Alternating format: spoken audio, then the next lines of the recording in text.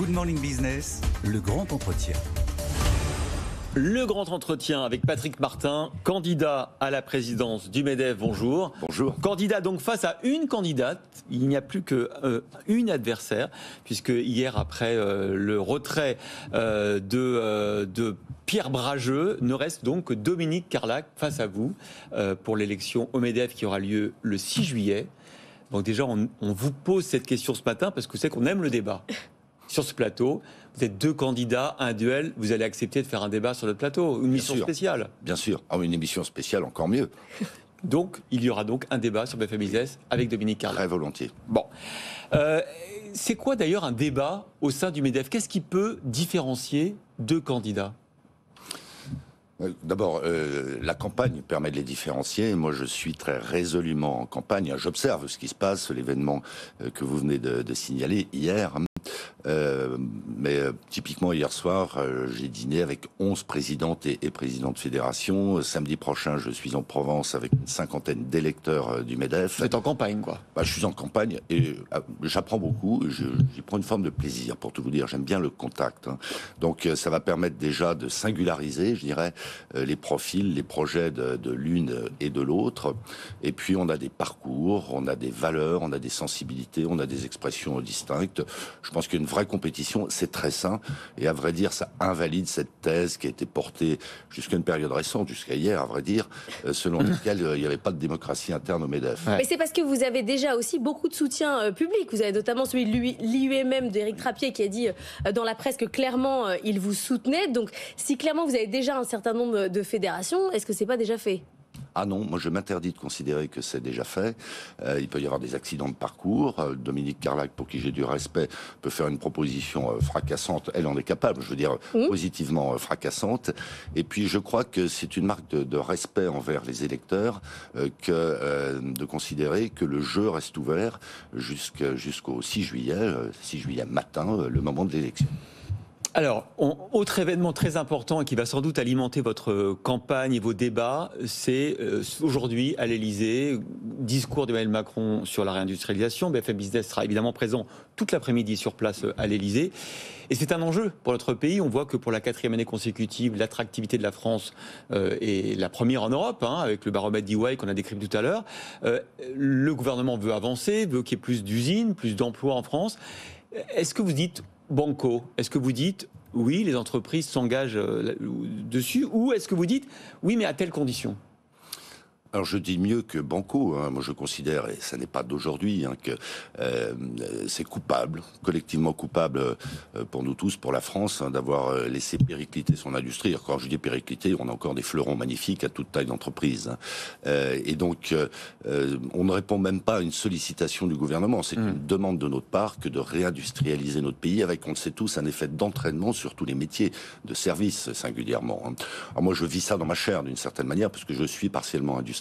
Ouais. Je vais vous raconter... Notamment dans les énergies renouvelables. Ouais, mais je vais vous raconter ma vie, mon œuvre, c'est pas 3 heures. Oui. Moi, j'ai dû arrêter à un moment donné une activité de production dans les aciers parce que on était pilonné par des concurrents italiens et espagnols. Dans mon activité de fabrication de biens d'équipement, je suis confronté à des concurrents chinois et coréens, et croyez-moi, la partie est rude. Alors ça ne m'empêche pas de développer mon entreprise, de l'avoir fait passer de 500 millions à 1 milliard d'euros sur les 5 dernières années, d'embaucher à tour de bras, etc., etc. Mais quand je parle de l'industrie, je crois savoir de quoi je parle puisque je suis un praticien. On a impérieusement besoin de réindustrialiser la France parce que c'est là que sont les emplois à plus forte valeur ajoutée. C'est sur le plan territorial, sujet qui me passionne, un enjeu central. Il y a 90% des industries françaises qui sont dans les territoires, comme on dit dorénavant. Et puis il y a le sujet cruel à ce jour du déficit commercial. Enfin, on peut balayer. Mais du coup, comment on fait? Parce que la concurrence chinoise ou italienne ou autre, on ne va pas l'arrêter. On voit l'IRA américain qui ne va pas avec le dos de la cuillère. Le président de la République nous parle de simplification, surtout d'un choc pour faire avancer les dossiers. Ça va suffire ou clairement il va falloir un plan avec des milliards aujourd'hui? Il va falloir un plan avec des milliards, mais ça ne se résume pas à des milliards. Je crois que collectivement, et en tout cas c'est ce que je ferai si je suis élu à la présidence du MEDEF, il faut qu'on porte une véritable ambition, qu'on ait un récit, qu'on ait un dessin collectif autour de l'économie en général, de l'industrie en particulier. Alors les conditions, quelles sont-elles? Moi je place en tête de file la formation et les compétences. C'est vrai pour tous les tous les sujets. Il y a quand même une corrélation directe entre le niveau de formation à tout stade de la formation dans un pays et sa performance, notamment industrielle. Il y a un deuxième sujet qui est celui de la compétitivité, qui passe quand même, c'est un incontournable, mais je l'assume, qui passe quand même par singulièrement les impôts de production. Il y a une petite menace sur, par exemple, le crédit d'impôt recherche. Ce serait une hérésie, ce serait aller complètement à contre-sens. Alors vous avez vu que normalement, dans le challenge ce matin, le président de la République lève cette ambiguïté et dit qu'il est pour la stabilité de ce crédit impôt recherche. Oui, il faudrait que son groupe parlementaire à l'Assemblée nationale le suive. Vous avez peur des députés Renaissance? Non, on n'a pas peur, mais on est dans une configuration politique, je ne vous apprends rien, qui est un peu turbulente. Mais c'est essentiel de le prolonger, de le garder. Essentiel. On a un troisième sujet qui est l'énergie. Il y a deux sous-sujets dans l'énergie, la disponibilité de l'énergie et le prix de l'énergie. Il faut qu'on mette en œuvre les moyens sur le nucléaire, mais pas que, d'avoir dans la durée, de manière abondante, une énergie à un prix compétitif. À ce jour, les Américains, les industriels américains accèdent à un prix de l'énergie qui est encore 3 à 4 fois inférieur à celui des industriels et globalement des entreprises françaises. Et puis il y a le gros enjeu de la simplification qui est très explicitement porté par le projet de loi Industrie verte. Divisé par deux les temps d'implantation. Il le faut. Là aussi, je peux en parler en praticien. C'est kafkaïen ce qui se passe en France. Et je pense qu'en termes d'attractivité, mais déjà pour nos entreprises qui sont en France et qui veulent se développer, il y a des marges de progression considérables, y compris d'ailleurs sur la disponibilité du foncier. Réindustrialiser le pays, est-ce que vous pensez que les Français y sont favorables? On voit des projets industriels parfois qui sont bloqués, le DUF en Ille-et-Vilaine. Le projet lancé en 2017, peut-être que l'extension de l'usine, 500 emplois quand même. 1000 emplois directement et en indirectement.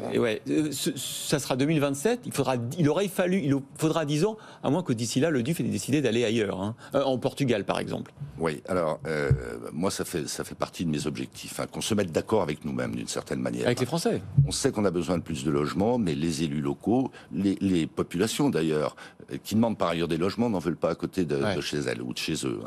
On veut réindustrialiser. Not in my backyard, comme diraient les Américains.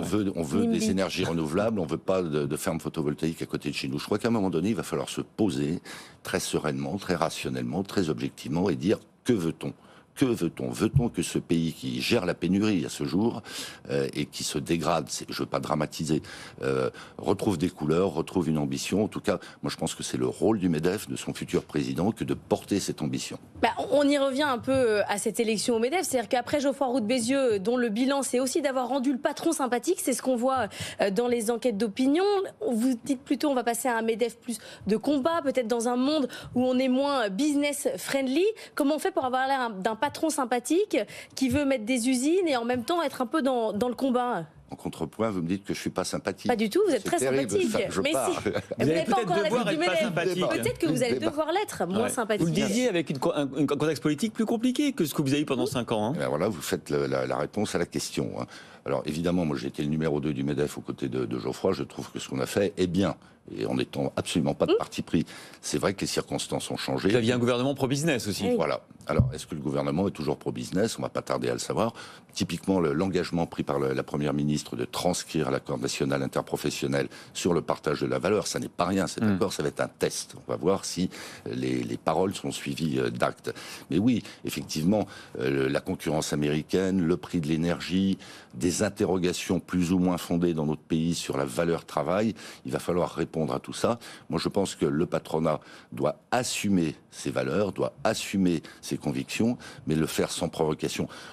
MEDEF de combat, je ne sais pas ce que ça veut dire. C'est des slogans. Moi, dans ma campagne, je ne suis pas sur des slogans, je suis sur des réalités. Je laboure le terrain, je m'enrichis des commentaires, des critiques, le cas échéant, de nos adhérents. Et puis, à la fin des fins, tous les sondages en témoignent, l'entreprise est populaire. Si elle est populaire, c'est pas parce qu'elle fait du marketing, c'est parce qu'elle assume ses responsabilités et qu'il y a une forme de confiance de la part des salariés, parfois avec des tensions bien sûr, mais une forme de confiance qui est ainsi exprimée. Un mot sur la conjoncture, on voit que la situation économique est compliquée, mais que l'emploi tient. Tout à l'heure, on était avec le chef économiste de la Banque de France qui nous disait que pour une entreprise sur deux, le goulot d'étranglement aujourd'hui, c'est pas les commandes, c'est pas la croissance, c'est de recruter des salariés. J'ai commencé par vous parler des compétences tout à l'heure. Hein. Pour moi, c'est la priorité absolue. Et la réforme des lycées professionnels est une chose qu'on se doit tous de soutenir, tous, d'abord pour les jeunes qui sont dans les lycées professionnels. Effectivement, il y a une démographie qui va faire qu'au fil des ans, on aura de plus en plus de tensions sur les recrutements. C'est la priorité absolue. Alors sur la conjoncture, je suis un peu plus nuancé. On vit encore de carnets de commandes bien remplis, mais les rentrées de commandes dans beaucoup de secteurs d'activité sont en train de ralentir. Raison de plus pour ne pas renier la politique de l'offre, mais au contraire pour la doper. Et j'attends cet après-midi avec impatience et confiance que va annoncer le président de la République.